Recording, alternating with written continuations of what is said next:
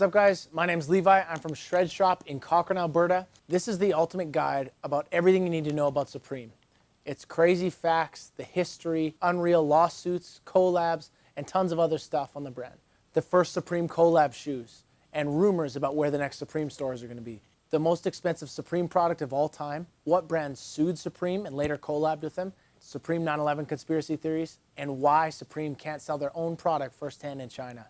And if you stay all the way to the end, we've got a couple bonus facts.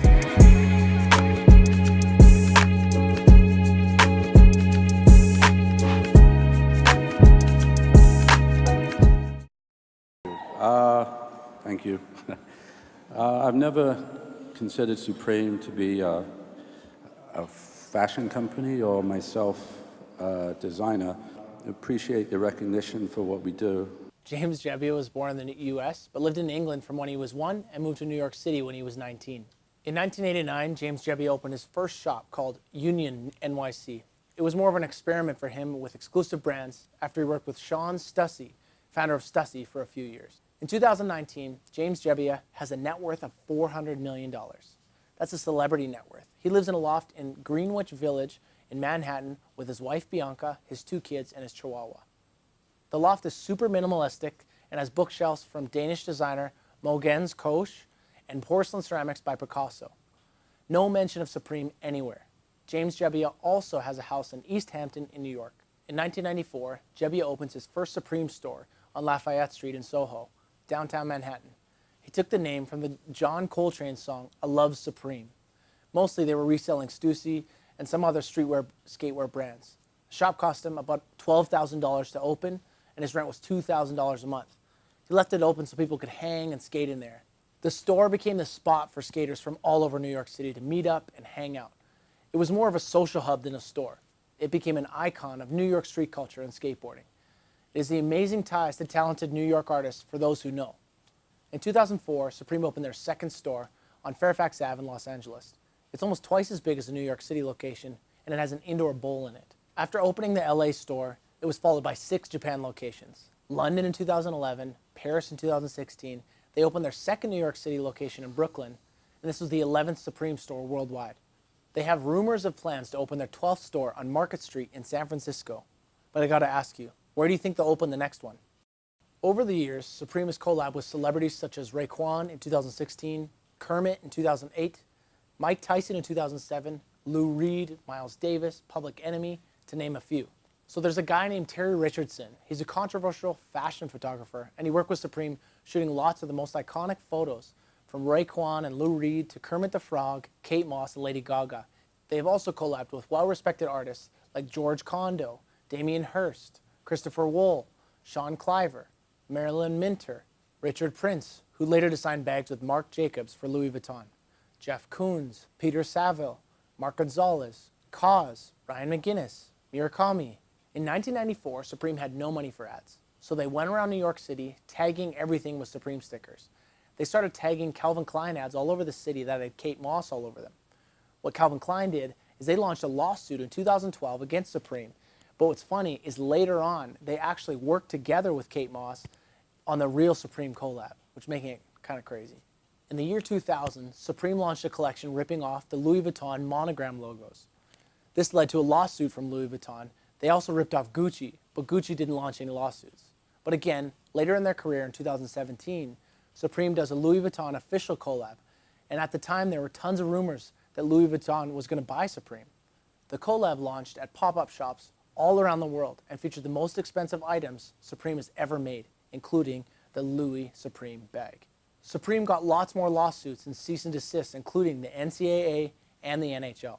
You guys already know this, but the Supreme logo is a red box logo with Supreme written in it in Futura bold italic. James Jebbia has admitted that with the Supreme classic box logo, it was inspired by Barbara Krueger's pop art, I shop, therefore I am, which is a Futura bold italic font places in different boxes with pop colors, which is making fun of our consumer culture. Pretty ironic when you see what Supreme has become. This is a quote from Barbara Krueger in reference to Supreme ripping off her box logo.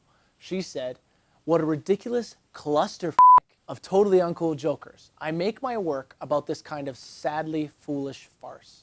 I'm waiting for all of them to sue me for copyright infringement. She later did a big collab with Volcom with using red box logos to try and poke the beast to see if Supreme would sue her. Let's talk collabs. Supreme has done a ton of them. The first collab ever was with Vans, and they made an old school, designer by who now runs as Noah in 1996. The first Nike collab was in 2002. They released the iconic Jordan Elephant Nikes. The Supreme Nike collabs have been famous over the years, even having NYPD shut down some releases due to the rioting on the lineups, such as the 2014 Foamposites. These shoes were based off of Versace print. Other collabs consist of Nike Riots, launching Nike SB, Supreme Louis Vuitton collab for their Mal case that cost $177,000. They also had a skateboard monogram that cost $101,000, and all their bags were over $10,000. They had a Supreme and Playboy collection, Supreme and Yankees collection, Supreme and Nike Star Dunks, Red Blazers, North Face, Swarovski, the Gons with their favorite Spalding Gons basketball, the Sopranos, Thrasher, White Castle, and the Fender guitar. They collabed with Budweiser, with the New York Post,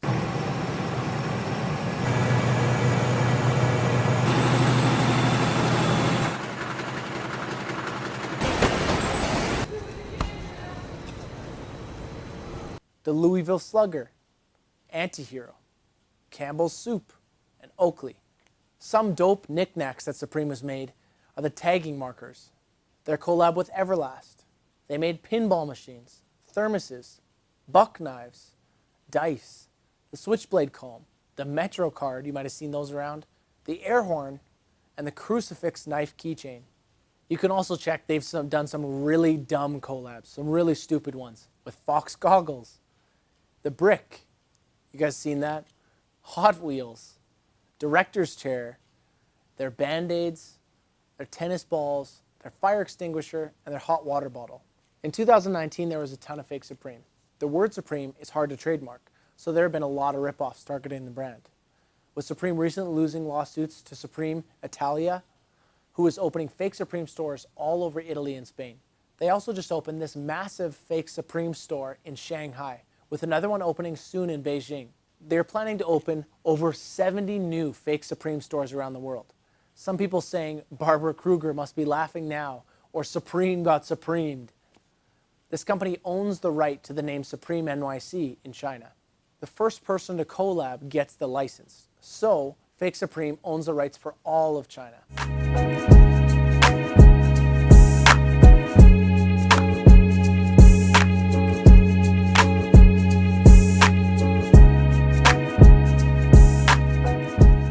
The original Supreme skate team consisted of Ryan Hickey, Justin Pierce, Gio Estevez, Peter Bitchie, Mike Hernandez, Jones and Chris Keefe, Loki and Paul Luang. It was well documented in Larry Clark's Kids movie that featured lots of Supreme kids. The current Supreme team was handpicked by Jason Dill, who is a friend of James Jebbia. They brought Bill Strobeck on board as a filmer, and they have made 2 full-length films called Cherry and Blessed. In October 2017, Supreme got bought out. There's a group called the Carlyle Group that they purchased half of the Supreme store for $500 million, valuing the brand as a $1 billion skateboard shop, even though it only has 11 locations. The Carlyle Group was ranked the #1 largest private equity fund in the world. Beats by Dre, Montclair, Vogue, Dunkin' Donuts, and Dr. Pepper. These are all things they own. Supreme has actually come under a lot of scrutiny for this buyout. With the Carlyle Group, it was described in Esquire magazine as one of the shadiest of players in the private equity firm game. They have a great deal of their investments in the defense industries, missile launchers, and other war-centered industries. Amongst the Carlyle Group's long list of wealthy investors, we have the Bush family, which is George W. Bush. Our enemies are innovative and resourceful, and so are we. They never stop thinking about new ways to harm our country and our people, and neither do we. As well as the bin Laden family. Shafiq bin Laden was actually in Washington having a meeting with the Carlyle Group the morning of 9/11. This actually caused a lot of stir among conspiracy theorists. The Carlyle Group was heavily invested in war machinery. The Bush and bin Laden family both are investors in the Carlyle Group. When the U.S. went into a massive war after 9/11, the Carlyle Group actually made a ton of money. which is kind of scary. What do you think? Do you think Supreme had anything to do with 9/11? Here's the thing. With the future of Supreme being invested in by the Carlyle Group, Supreme's actually going to have to grow a ton more in the future because investors, they want return. We're guessing this means a ton of new locations coming soon. What do you guys think? Where do you think the next location is going to be? Will Supreme be able to stay on top of it with this massive growth with stores and having products readily available? Will it stay as elite and coveted as they once were or as they are? Guys, thanks for watching. I am Levi. I am from Shred Skate Shop in Cochrane, Alberta. Hit us up on our website, shredskateshop.com. Follow us on Instagram @shredshop, or like and subscribe. Check out more videos. We got a ton of info out there. Thanks for watching. Peace.